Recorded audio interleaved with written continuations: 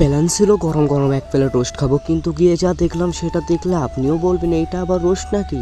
ये सब क्या देखना पड़ रहा है। अच्छा है मैं अंधा हूँ। চলুন শুরু থেকে সব কিছু দেখি এই রোস্ট কাহিনী কোথায় গিয়ে শেষ হয়।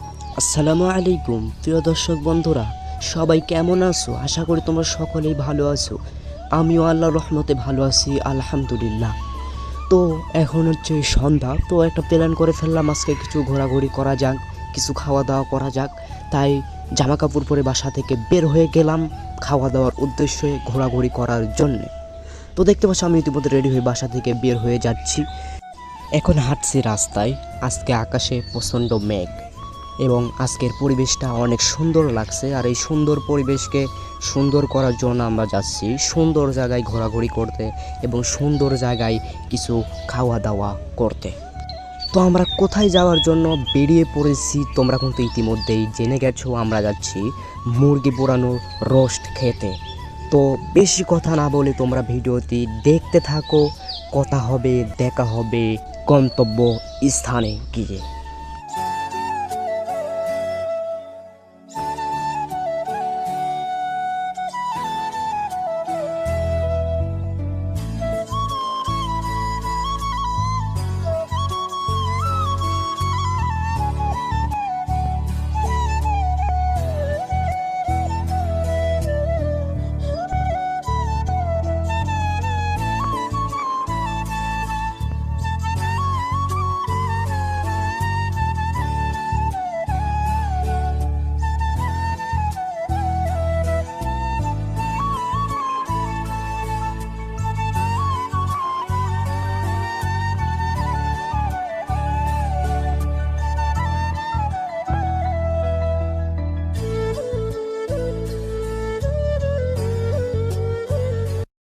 এতক্ষণ ধরে ভিডিওটি দেখার জন্য তোমাদেরকে অসংখ্য ধন্যবাদ। এবং তোমরা দেখতেই পাচ্ছ আমি ইতিমধ্যে বাজারে চলে এসেছি। তো এখন আমরা সেই দোকানটাই খুঁজব যেই দোকানে আমরা যাব, যেখানে গিয়ে আমরা নাস্তা করব এবং যেখানে মুরগি পোড়ানো রোস্ট পাওয়া যায়। তো তোমরা দেখতে পাচ্ছ আমরা সেই গন্তব্য স্থান খোঁজেই বেরিয়ে পড়েছি সামনের দিকে। তো তোমরা দেখতেই থাকো সেই দোকানটায় আমরা পাই কিনা।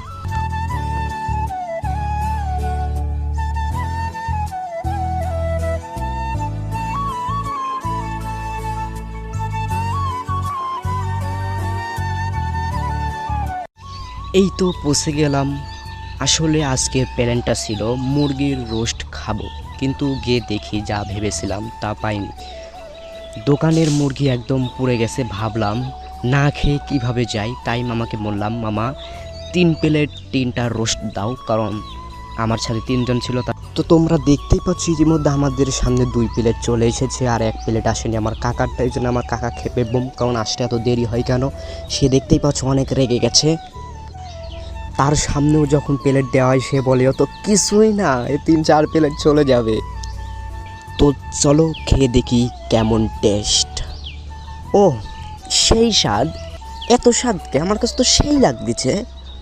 তোমরা কখনো রোস্ট খেয়েছো কিনা এবং কেমন টেস্ট অবশ্যই কমেন্ট করে জানাবে, কমেন্ট করতে ভুলবেন না।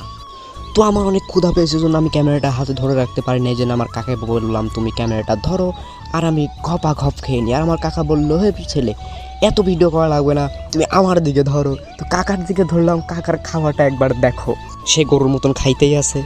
খাইতে খাইতে দেখো একদম প্লেটটা সাফ করে দিয়েছি, এক কুটুর রাখে। লাস্ট এক করেছিল তোমাদেরকে দেখানোর জন্য, পায়ের হাড় ছিল, অনেক স্বাদ, সেই স্বাদ। এত স্বাদ কে দাদা, আমি যদি আগে জানতাম তাহলে প্রতিদিনই আসতাম এই রোস্ট খেতে। অনেক সুন্দর টেস্ট, মামার হাতের রান্নাটা অনেক সুন্দর, এই জন্য অনেক মজা করে খেলাম, অনেক আনন্দ করে খেলাম। তো খাওয়া দাওয়া শেষ করে দেখি বাইরে অনেক জোরে বৃষ্টি হচ্ছে, এই জন্য আর ভিডিও করতে পারি নাই।